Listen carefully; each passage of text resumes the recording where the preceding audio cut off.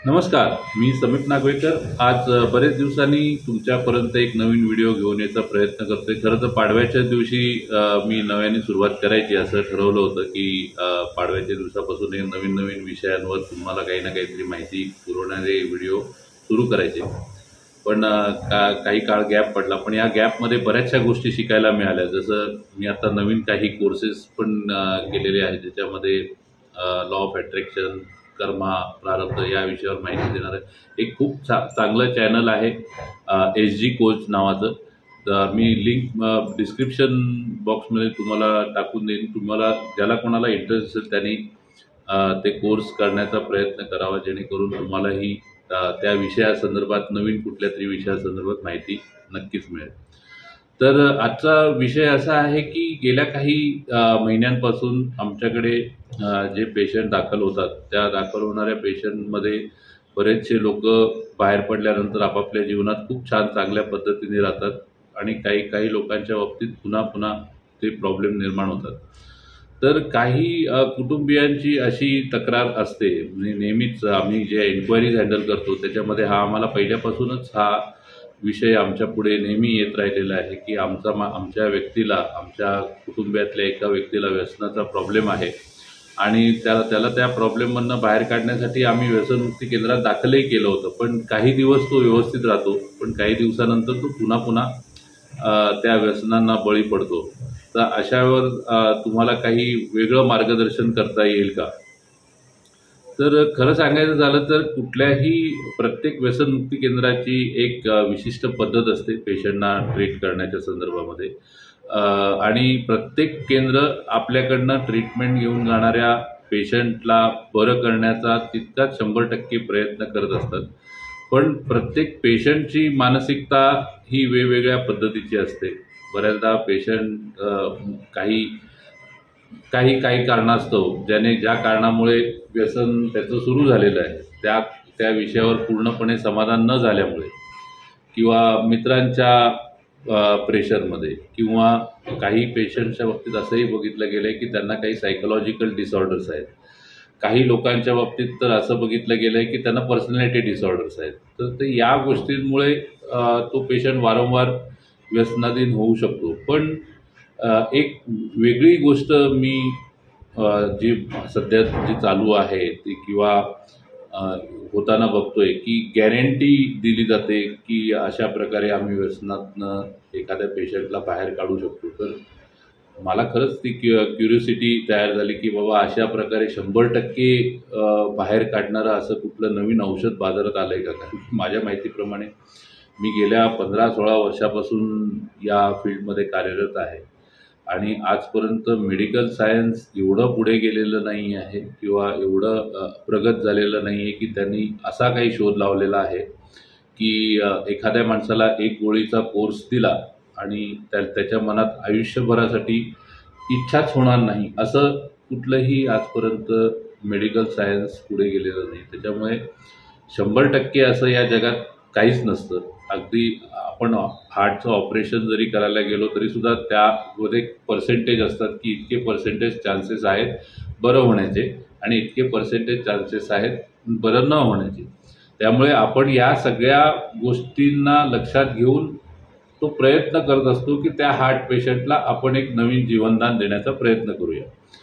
तर व्यसनमुक्ती केंद्रात दाखल करतानाही कुटुंबियांनी ही दक्षता म्हणा किंवा ही काळजी म्हणा ही घ्यायला पाहिजे।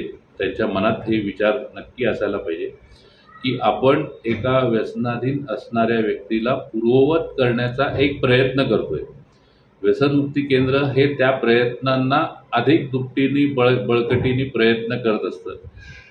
त्याला काउन्सिलिंगच्या माध्यमातून, त्याला जे काही थेरपीज हव्यात त्या थेरपीच्या माध्यमातून, किंवा काही औषधोपचाराच्या माध्यमातून, बऱ्याच लोकांचे काही मूड स्विंग्स असतात, काही लोकांना सायकोलॉजिकल डिसऑर्डर्स असतात, तर अशा लोकांना औषधोपचारांनी आपण बरं करण्याचा प्रयत्न करतो। पण असं ॲज सच गॅरंटी 100% असं कधीच कुठलं औषध नसतं। त्यामुळे आपण या व्यसनाच्या आजाराला, म्हणजे बऱ्याच लोकांना ही कल्पनाही नाही आहे की हा व्यसन करणं हा एक आजार आहे। जसं तुम्ही एखाद्या डायबिटिक पेशंटला औषधोपचार देऊन त्याचा डायबिटीसचा आजार नियंत्रणात ठेवू शकता, त्याला बरा करू शकत नाही. त्यामुळे डायबिटीस हा आजार, या आजारामध्ये आपण त्याला गोळ्या औषधं चालू करतो, इन्सुलिन चालू करतो, हे सगळं करत असताना त्याचा आजार तसाच असतो त्याच्या शरीरात. फक्त तो लिमिटच्या बाहेर वाढू नये यासाठी ही औषधोपचार आणि ह्या सगळ्या पथ्य वगैरे जे पाळायचे असतात, त्या पथ्य पाळल्यामुळे त्याचा डायबिटीस जो आहे, मधुमेह जो आहे, तो नियंत्रणात राहतो. मधुमेहाप्रमाणेच डायबिटीसप्रमाणेच व्यसन हा एक आजार आहे.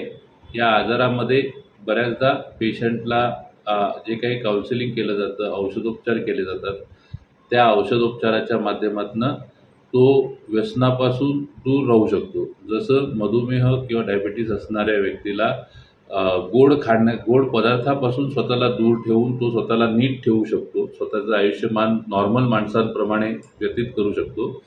तसंच त्याला दिलं जाणारं, व्यसनी व्यक्तीला दिलं जाणारं काउन्सिलिंग आणि औषधोपचार याच्या माध्यमातून तो त्या व्यसनाच्या आजारापासून स्वतःला दूर ठेवू शकतो. आपला व्यसनाचा जो आजार आहे तो नियंत्रणात ठेवू शकतो. एवढाच काय तो फरक आहे. पण बऱ्याचदा लोकांच्या बाबतीमध्ये म्हणजे हा अनुभवातनं मी सांगतो की जेव्हा व्यसनाधीन व्यक्ती व्यसनमुक्ती केंद्रात दाखल होतो, त्यावेळेला त्याच्या शरीरात कम्प्लिटली अल्कोहोल पूर्णपणे शरीरात असतं. त्याच्यामुळे तो सुरुवातीच्या काळामध्ये कम्प्लिटली निगेटिव्ह फेजमध्ये असतो, त्याचे विचारही निगेटिव्ह फेजमध्ये असतात.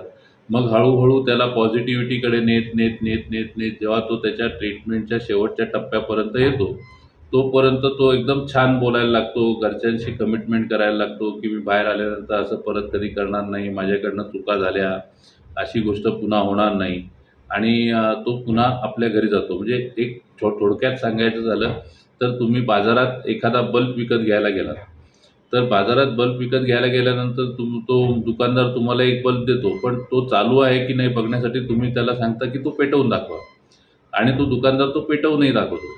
पण तोच बल्ब जेव्हा घरी गेल्यानंतर आपण आपल्या घरामध्ये लावायचा प्रयत्न करतो, जर तो पेटला तर ठीक, नाही पेटला तर त्या दुकानदाराला शिव्या दिल्या जातात. त्या बल्बमध्ये जो फॉल्ट आहे त्या गोष्टीकडे बघितलं जात नाही. म्हणूनच मी ही गोष्ट सांगतोय की प्रत्येक व्यसनमुक्ती केंद्र प्रत्येक पेशंटना ट्रीटमेंट देताना आपल्या परीने 100% प्रयत्न करत असतात. कुठलाही केंद्र किंवा कुठलाही काउन्सिलर किंवा कुठलाही व्यक्ती अमुक पेशंट बाहेर पडल्यानंतर दारू प्यायलाच पाहिजे आणि पुन्हा माझ्याकडे यायला पाहिजे अशा पद्धतीचे उपचार पद्धती कोणी देत नाही. पण तरीसुद्धा ह्या सगळ्या गोष्टी सांगण्याचा मागचा उद्देश हाच आहे की आपण पूर्णपणे माहिती घेतल्यानंतरच व्यसनमुक्ती केंद्रात दाखल करायचं आहे की नाही या संदर्भात विचार करायला पाहिजे. त्या केंद्रामध्ये दाखल केल्यानंतर त्या पेशंटला उपचार मिळत आहेत की नाही हे सुद्धा बघितलं पाहिजे. का नुसतं त्याला ठेवून दिलेलं आहे, तो तिथे राहून आणखीन जास्त चिडचिडा होतोय का किंवा काय होतं याविषयी फॅमिली मेंबरनी काळजी घेतली पाहिजे.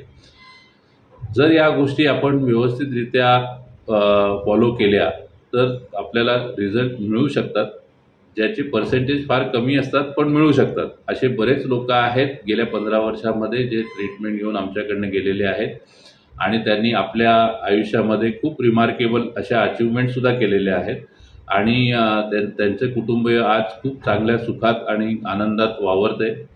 आणि त्याच्यामुळे आम्हाला असे जेव्हा पेशंट्स जेव्हा पुन्हा आम्हाला भेटायला येतात त्यावेळेला आम्हाला आमच्या कामामध्ये अजून जोशात पुढे काम करावं असं वाटतं, कारण की अशा कुटुंबियांनी दिलेले आशीर्वादच आम्हाला आमच्या कार्यामध्ये पुढे जाण्यासाठी प्रवृत्त करतात. सो आजच्या व्हिडिओच्या म्हणजे आज हा पहिला व्हिडिओ मी तुमच्यासमोर आणतोय की बरेच दिवसाच्या गॅपनंतर मला असं वाटलं की आपण लोकांपुढे नेमकी जी परिस्थिती आहे ती मांडली पाहिजे. कारण का लोकांना एक खूप मोठा गैरसमज आहे की व्यसनमुक्ती केंद्रात आपल्या पेशंटला दाखल केलं की त्याच्या आयुष्यातला तो व्यसनाचा जो चॅप्टर होता तो संपला. असं नाही आहे. तो व्यसनाचा आजार हा कधीही डोकं वर काढू शकतो.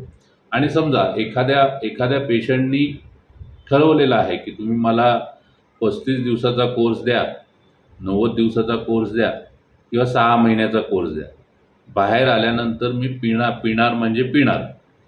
तर अशा पेशंट्सला ब्रह्मदेवही वाचवू शकत नाही. मग आमचे तर हात तिकडे तुकडे आहेतच, पण तरीसुद्धा आमच्याकडनं आम्ही त्याला पॉझिटिव्हिटीकडे आणण्याचा, त्याच्या लाईफमध्ये हे नुकसान आहेत, हे फायदे आहेत हे सांगण्याचा आपण प्रयत्न करतो, ज्याच्यातनं तो पेशंट चांगल्या रीतीने बाहेर पडावा आणि त्याने आपल्या आयुष्यात आपल्या कुटुंबियांबरोबर खूप चांगल्या रीतीने आपलं भविष्य व्यतीत करावं ही त्याच्या मागची इच्छा असते. पुढच्या व्हिडिओजमध्ये आपण अधिक याच संदर्भामध्ये किंवा याच विषयामध्ये अधिक माहिती मिळवून घेण्यासाठी आपण प्रयत्न करूया.